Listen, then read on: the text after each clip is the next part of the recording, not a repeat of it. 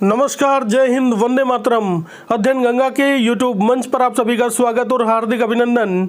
UP TGT PGT कितने अंकों पर सिलेक्शन पक्का, ये संभावित जानकारी आपको दी जाएगी। और यूपी टीजीटी पीजीटी के लिए 2022 में विज्ञापन जारी हुआ था 4163 पदों पर, और इसकी जो परीक्षा है अभी तक नहीं हो पाई है।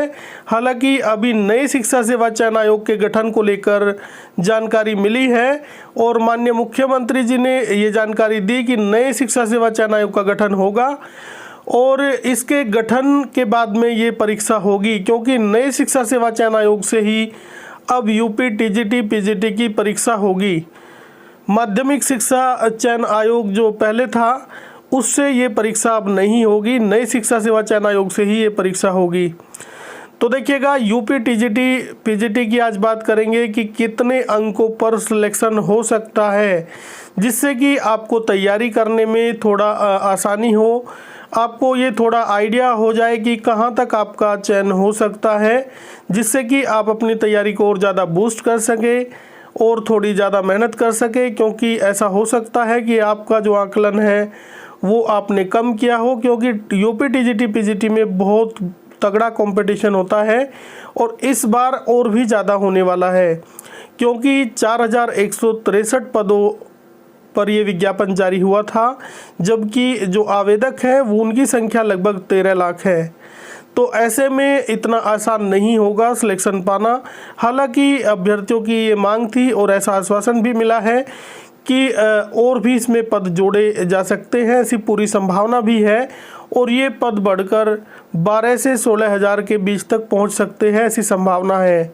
हालांकि 22 हज़ार पद तदर्थ शिक्षकों के भी हैं, अगर उनको भी जोड़ा जाता है तो ये बड़ी भर्ती भी हो सकती है।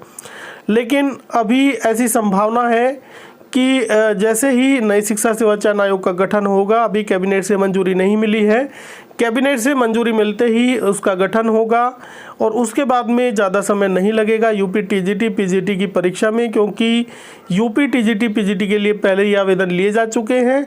और यदि इसमें पोर्टल खोलकर पदों की संख्या बढ़ती है, पोर्टल खोला जाता है, अध्याचन मांगा जाता है, जिसके बाद में यदि पदों की संख्या बढ़ जाती है तो और जो बढ़नी निश्चित है, यदि पोर्टल खुलेगा तो पदों की संख्या बढ़ेगी, ये तो निश्चित है।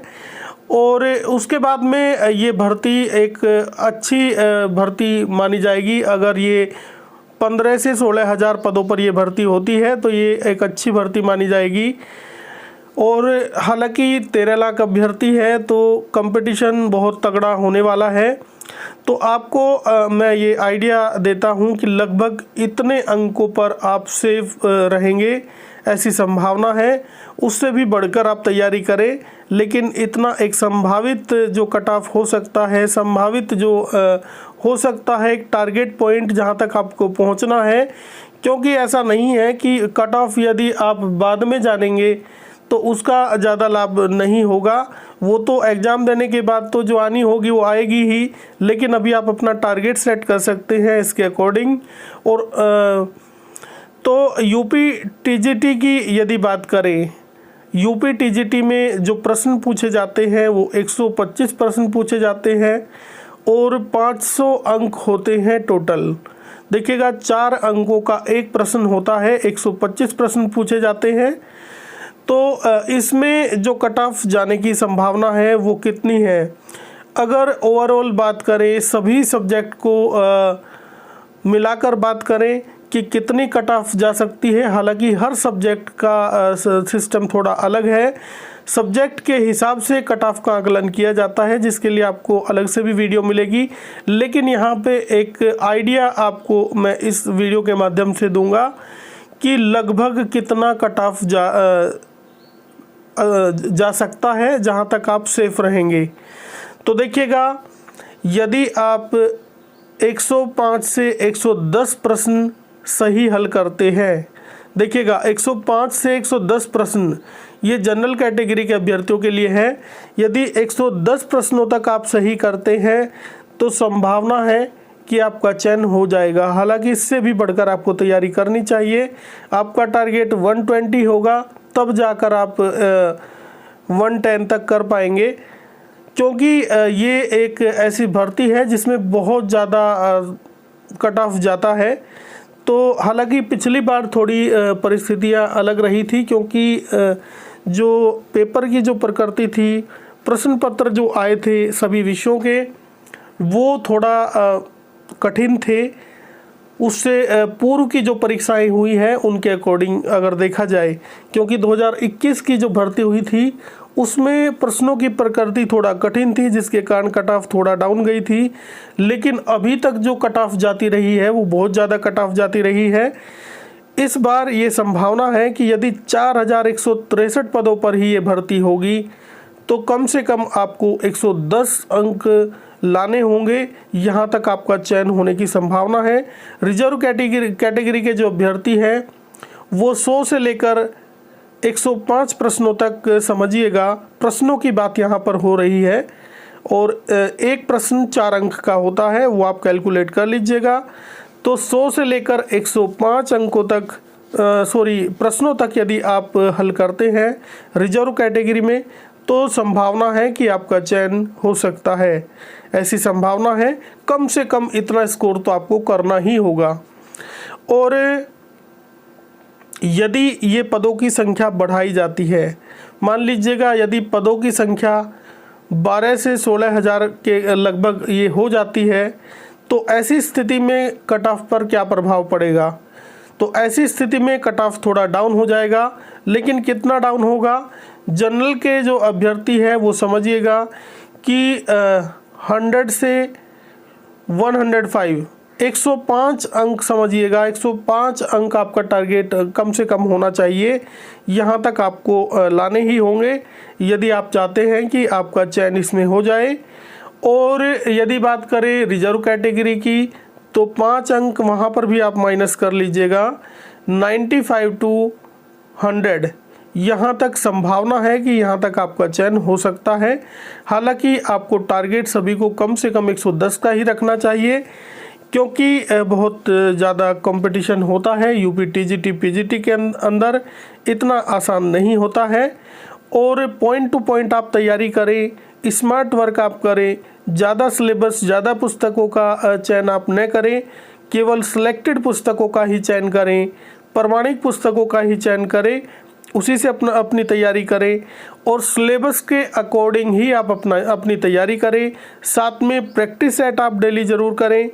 तो अगर ये सारी चीज़ें आप फॉलो करते हैं, और सबसे जो महत्वपूर्ण बात है निरंतरता, यदि निरंतरता आपके अंदर है तो आपका चयन निश्चित होगा।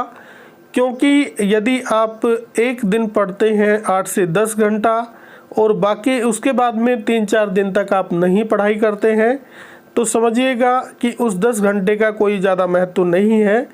लेकिन यदि आप 3 से 4 घंटा निरंतर अभ्यासरत हैं तो ये पर्याप्त है। अगर 4 घंटा आप टीजीटी की तैयारी करते हैं लेकिन निरंतरता आप बनाए रखे हैं, बीच में एक भी गैप आप नहीं होने देते, कम से कम 4 घंटे का समय आप डेली निकालते हो, तो समझिएगा आपकी संभावना ज़्यादा है, आपका चयन होने की संभावना ज़्यादा है। निरंतरता बहुत ही महत्वपूर्ण एक कड़ी है।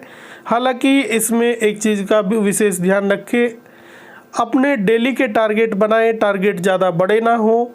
चैप्टर के हिसाब से बना सकते हैं, पेज के हिसाब से बना सकते हैं कि आज मुझे इतने चैप्टर कंप्लीट करने हैं, या 2 चैप्टर कंप्लीट करने हैं, या 4 चैप्टर कंप्लीट करने हैं। जितनी आपकी कैपेसिटी है वो धीरे धीरे बढ़ती जाएगी यदि आप निरंतर प्रैक्टिस करोगे।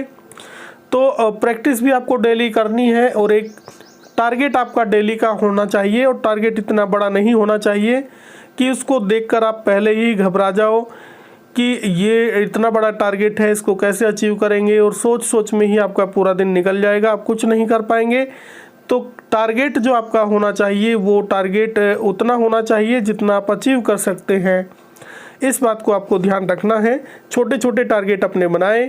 पहले आप एक चैप्टर अगर कंप्लीट कर सकते हैं तो एक चैप्टर का ही टारगेट रखें। 3 से 4 घंटे आप उसमें देंगे तो काफ़ी कुछ उसमें निकाल पाएंगे। तो यही चीज़ें हैं जिनका आपको विशेष ध्यान रखना है। और कट ऑफ आप मान के चलिएगा कि 110 अंकों का टारगेट आपका, प्रश्नों का टारगेट आपका होना चाहिए, क्योंकि एक प्रश्न 4 अंक का होता है। 500 अंकों की ये परीक्षा होती है, तो इसमें आपको इतने अंक तो लाने ही होंगे। और 110 अंक लाना 125 प्रश्नों में से 110 प्रश्नों को हल करना सही, ये बहुत बड़ी बात होती है। हालांकि नेगेटिव मार्किंग यहाँ पे नहीं होती।